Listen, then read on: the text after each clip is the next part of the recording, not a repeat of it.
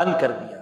دنیا میں سیلاب کا مقابلہ کرنے کا بڑا سادہ سا راستہ ہے، ڈیم تو ہے ہی، ڈرین بھی تو ہونا چاہیے، پانی جو کھڑا ہوا ہے اس کی نکاسی کا نظام بھی تو۔ سیلاب تو آتے ہیں ہر 5-10 سال کے بعد، سیلاب آتا ہے، سیلاب کو راستہ دینا ہوتا ہے۔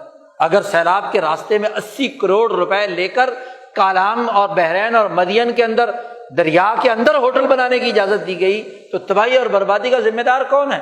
وہ 80 کروڑ کا کرپٹ افسر اور وہ انتظامیہ جس نے پورا دریائے کنہار میں مہانڈری کا پورا بازار غرق کر دیا دریا کے اندر۔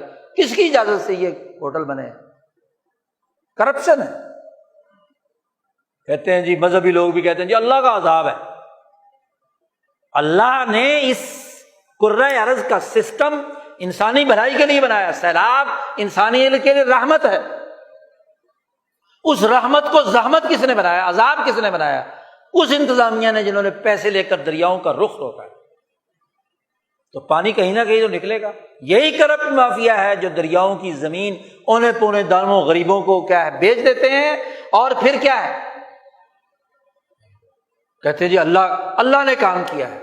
او بھائی، کام یہ تمہاری لوٹا کریسی بیوروکریسی کا ہے۔ ٹکھر کے پاس روڑی کے قریب جو بند ہے، اس کے دونوں طرف رائٹ بینک اور لیفٹ بینک کینال تھے، بند کر دیے۔ یہ چناب اور جہلم کے اوپر یہاں کے جاگیرداروں نے قبضہ کر کے وہ پانی کی نکاسی کا پورا نظام تباہ و برباد کر دیا۔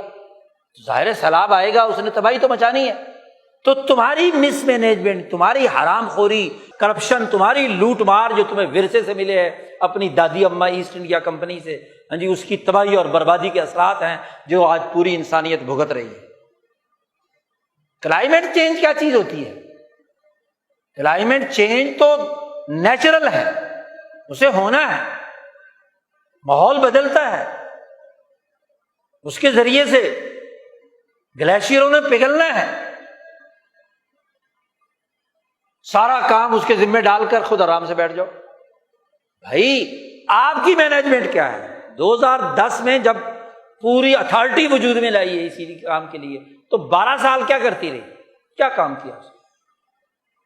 اگر اسی کرپٹ مافیا کو جس نے دریاؤں کو روکا، رشوت لے کر دکانیں بنانے کی اجازت دی، ہوٹل بنانے کی اجازت دی، رائٹ لیفٹ بینک کینال جو ہے بند کیے، انہی جاگیرداروں کو حکمران رکھنا ہے، تو پھر تو کیا ہے، لوگ ڈوبیں گے نا۔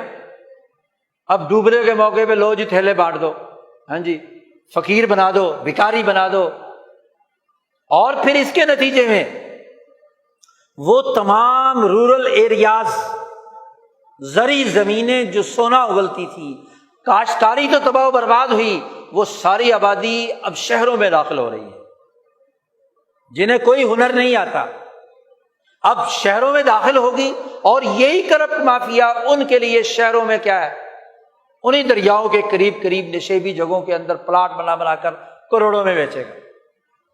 جی 2010 کے سیلاب کے بعد ہی بالا کوٹ کے شہر سے لے کر کراچی تک، بحریہ ٹاؤن بننے تک کے جتنے بھی نئی اسکیمیں ہیں اسی زلزلے اور اس کے سیلاب کے بعد سے بنی ہے نا۔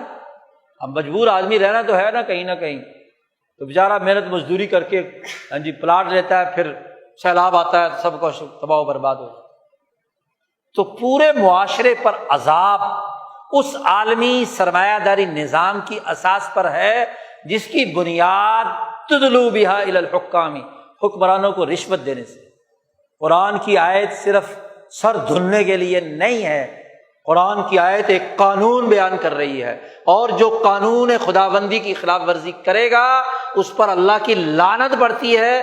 وہ لعنت دنیا میں سیاسی عذاب اور معاشی عذاب کی صورت میں ظاہر ہوتی ہے۔ اللہ کا غضب نازل ہوتا ہے سیاسی ذلت اور معاشی بھوک و افلاس کی صورت میں، تو اس کی اساس تو وہ سسٹم ہے۔ ایک مسلمان جب استغفار پڑھے تو اسے اپنے اس پورے جرائم کی نیت کر کے اس سے استغفار پڑھنا ہے، اور اس کا مقابلہ کرنا ہے، مزاحمتی شعور پیدا کرنا ہے، جرم کی حقیقت تک پہنچنا ہے۔ جب تک یہ نہیں ہوگا اور بس ظاہری تھوڑے سے چیزیں سامنے رکھ کر ہم اس کے پیچھے استغفار کی لاکھ دفعہ تسبیح پڑھ لو، کوئی نتیجہ نہیں ہوگا۔ دعائیں مانگ لو کوئی نتیجہ نہیں ہوگا۔ قانون خداوندی کے علی الرغم رسول اللہ صلی اللہ علیہ وسلم کی فرمان کی مخالفت میں لاکھوں کروڑوں دعائیں مانگو تو کوئی نتیجہ نہیں ہوگا۔ نبی اکرم صلی اللہ علیہ وسلم نے فرمایا ایسا لوٹ مار اور کرپٹ اور حرام کا مال کھانے والا حاجی خانہ کعبہ میں غلاف پکڑ کر روتا ہے، اے ربی اے ربی اے ربی مجھے یہ کر دے، معاف کر دے، یوں کر دے، وہ کر دے، روتا پیٹتا، اپنی گالیں اور اپنا چہرہ جو ہے ملتا ہے حرم کعبہ کے ساتھ، غلاف کعبہ کے ساتھ۔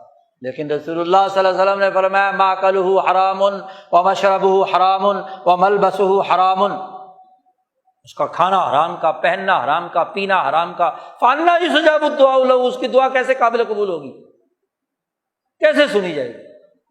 اللہ کے حکم کو توڑ کر اللہ سے دعا مانگنا کہ اللہ مجھے معاف کر دے۔ توبہ کے لیے شرط ہے کہ اپنے اس جرم سے اتنی ندامت کرے کہ آئندہ وہ حرکت کبھی نہ کرے، اور جس جرم کے نتیجے میں کسی انسان کا مال لوٹا ہے اسے واپس کرے، غصب کیا ہے، چوری کی ہے، کرپشن کے ذریعے سے کسی کا مال لوٹا ہے تو اس کو واپس کرے، پھر توبہ ہوتی ہے، پھر دعا ہوتی ہے، پھر